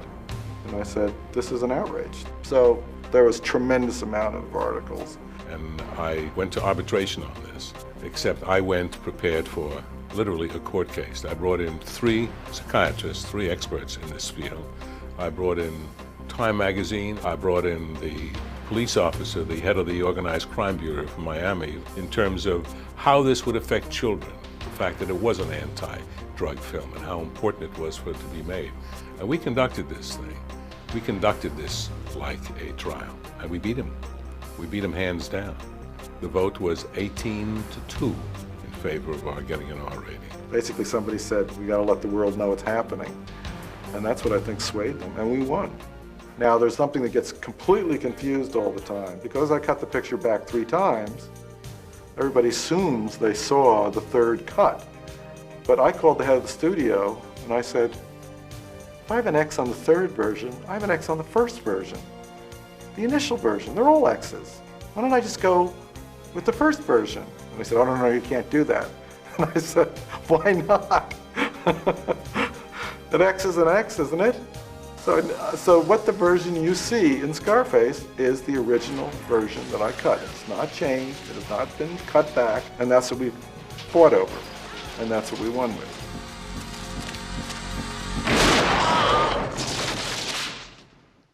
When I first saw the movie, I thought that Brian had achieved that operatic style. I thought it would be controversial, though.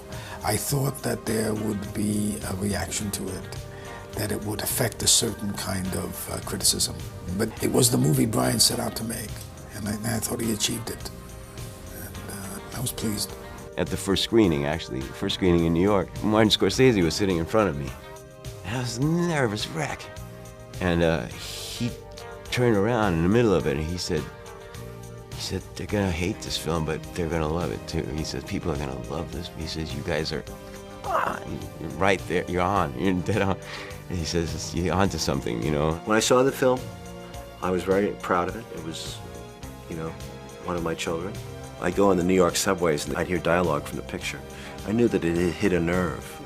When Scarface was reviewed and released, we did very well business-wise, but review-wise, we did terribly. There wasn't a major reviewer in this country, with the exception of Vincent Canby of the New York Times, who thought this wasn't garbage.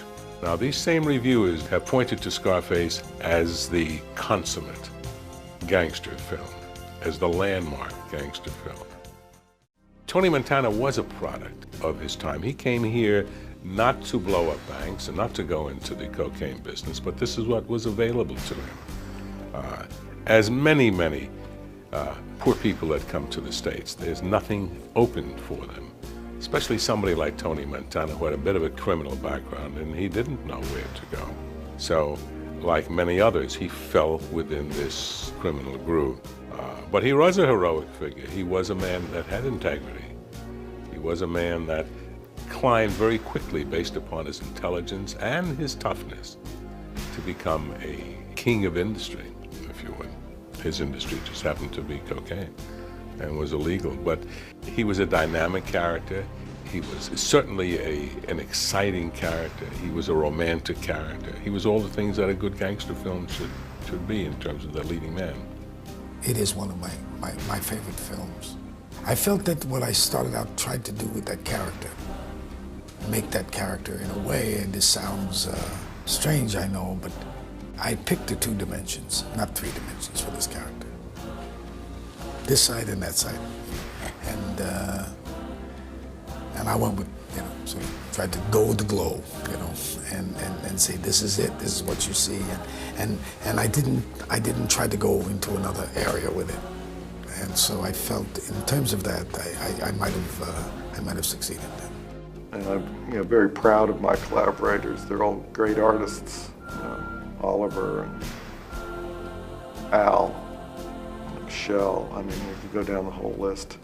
And Bregman, Bregman was a really fine producer and held this sort of group together. So in a sort of traditional Hollywood way, where you have a great producer and a great actor and a great director and a great screenwriter, I think we made a really great movie.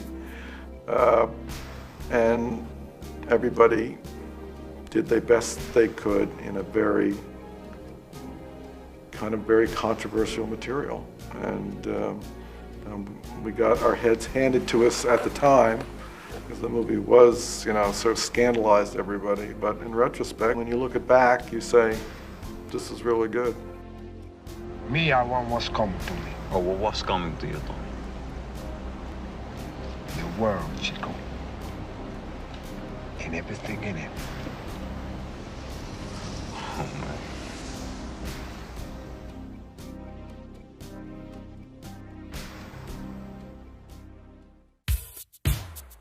All I have in this world is my balls and my word, and I don't break them for no one. Do you understand? Scarface is definitely one of the jewels of our film portfolio, and we review that portfolio very carefully when we decide which movies we want to make into games.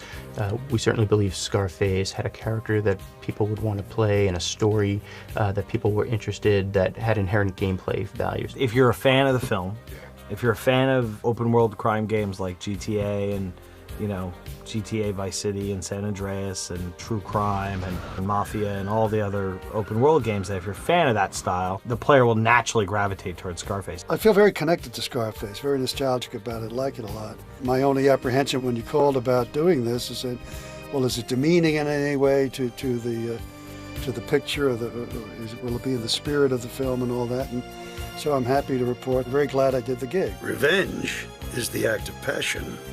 Vengeance is an act of justice. Every day people would celebrate Scarface and would give me and anybody involved a lot of compliments, a lot of positive feedback, and that's been satisfying. And this is really the next level for me, because to see it go to the games is really exciting for me. It's a classic.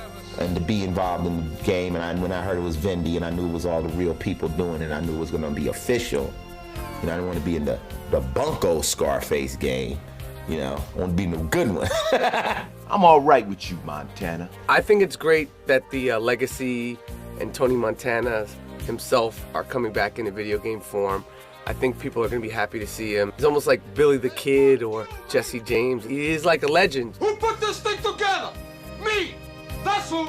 There'll be a tremendous incentive to, relive the film through the video game. I think Scarface is the story of the American dream. It's someone coming into the country with nothing and building up to the top. And that's what Tony Montana's all about. You work for me, and we go straight to the top. The biggest question that we asked ourselves is, what story would we tell with the Scarface game? We didn't necessarily want to do a beat-for-beat movie-based game. And so we made the decision to do what amounted to a sequel game, basically a what-if scenario. What if Tony Montana didn't die in that mansion shootout? It's not us who are dictating that Tony gets out of the mansion. Come on, die! It's the player that's doing it, and that's something that's really, really different. But that speaks to that player's freedom to change the course of the film's history and start a new chapter with the games. You'll shoot your way out of the mansion, you escape Miami for 3 months, and Tony returns to Miami to rebuild his empire, to reclaim everything that was his, and to get his revenge on Sosa. That prick gotta die! Gotta bring out a war against that fuck! What we wanted to give off was the fact that he had nothing. He was going back to the old Tony Montana. Sosa had destroyed him. You did me a favor, you shit. Made me lean like before. His lawyer had taken all of his money from his accounts. He had been betrayed by everybody that he trusted, and he was gonna get them back. I want Sosa's head on a fucking platter, man! There will never be a Scarface 2, everybody knows that. I think this is the greatest, sort of alternative to come back into a video game. And because you as a player get to create and pick so much and have so much interaction, I think it's gonna be huge. We worked with David McKenna, who had done previously American History X, which I was a huge fan of, and Blow. We had him write the script of a sequel to Scarface. And then what Radical did was then sit down and adapt that screenplay into game form. It was much more difficult than writing a script because you're doing 40 hours. You have to write dialogue every time Tony Montana walks up to a different character. So literally, I've never said fuck more times in my life, and it was just, how many different ways can I say fuck you?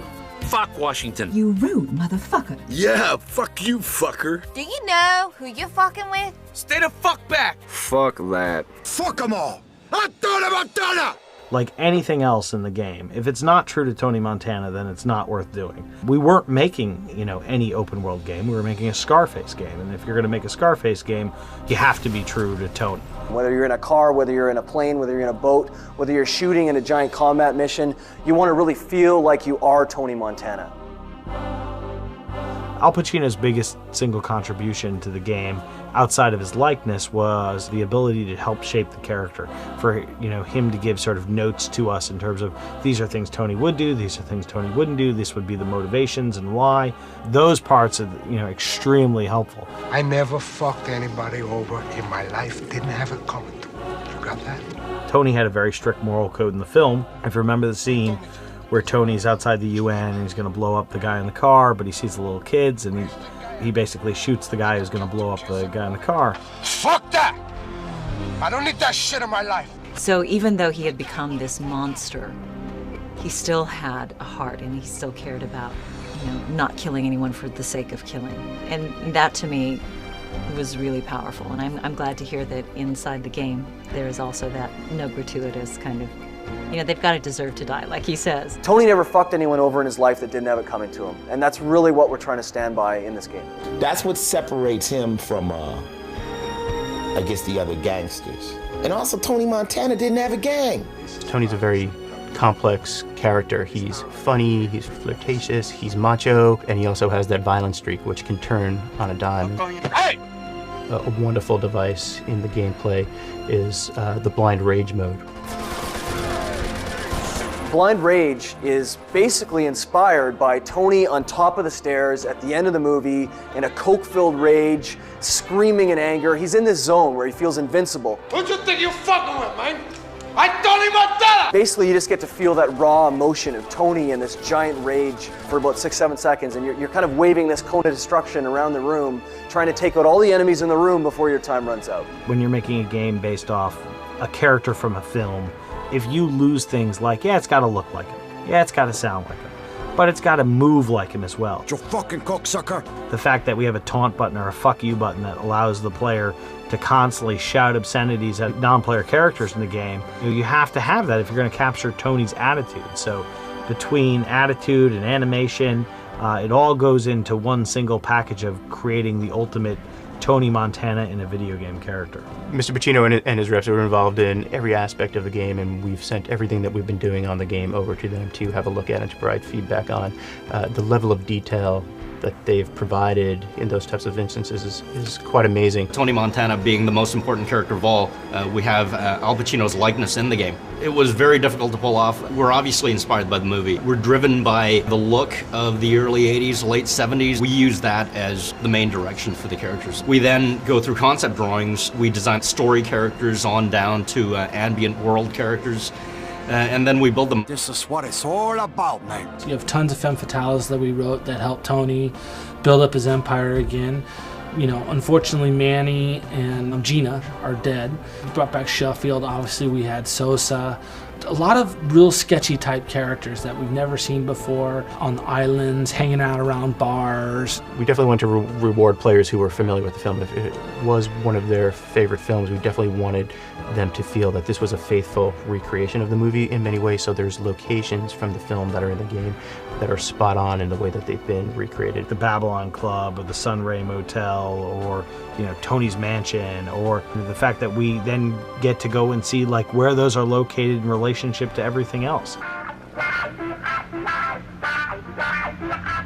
The cast in the game is certainly one of the most extensive in any movie-based video game that's been done to date. I think it speaks to the popularity of Scarface the movie and the Tony Montana character that many people and celebrities wanted to be involved in the game. Man, you fucking smell like you came out of a rat's ass. We were able to cast, you know, stars of TV shows, movies, musicians. Tony, you're the man. Models. Love is like a butterfly. We were able to take all of these different people and cast all of these cameo roles. So yeah, Scarface's cast list is incredible, but the key thing is that even though that we have such diversity in terms of the cast, every person we cast had to pass the litmus test of, were they right for the character they were playing? You carry, you wired, keep your Vaseline paws out of my pants, okay? It was great that Stephen Bauer and Robert Loggia from the actual movie were willing to participate and come back and reprise characters or actually play new characters, as in the case of Stephen Bauer. For me, it's really one of the most satisfying experiences that I could think of. And to be a part of it, I'm thrilled that I was asked to be involved. I own this island. No one does anything here without my word. I was looking forward to Scarface, and I was glad I was, asked to be a part of it, just because I loved the movie. I just thought the movie was fantastic. Fuck Washington. I got them in my back pocket. A few greenbacks spread to the right hand. You make them look the other way for a day, never hurt anybody. Would you find that in a fortune cookie? Oh, I was really excited because it's my favorite movie of all time, and I don't just throw that out there. I mean, I love this movie. I've loved it since I was 17, and I talk about it on the air incessantly. People are sick of me talking about it, but I really don't care because it's my favorite movie of all time. You're finished now, Montana. To finally be able to probably play him, I think it's going to be a very successful game. Like I say, it's one of the classic films of all time. Manny, look at this pelican flying. Come on, pelican. It's not a pelican, man. It's a flamingo. We're into a sort of revolution, and I think it's terrific if the two can interact. You know, the video game sends people to the film and vice versa.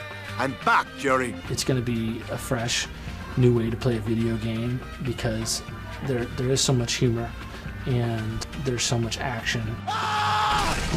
People love this movie, and the people that, you know, are the real fans, they'll get angry if you screw it up. You need people like me so you can point your fucking fingers. I definitely feel, you know, the way they feel is that, you know, I'm a big fan of the movie as well, and we're doing everything we can to make sure we deliver on an authentic Scarface experience. The game is a love letter to the franchise, to Scarface the film, and to Brian De Palma and Oliver Stone and Al Pacino and all the rest of those people. The reason why we're making a game is because we love the fucking movie.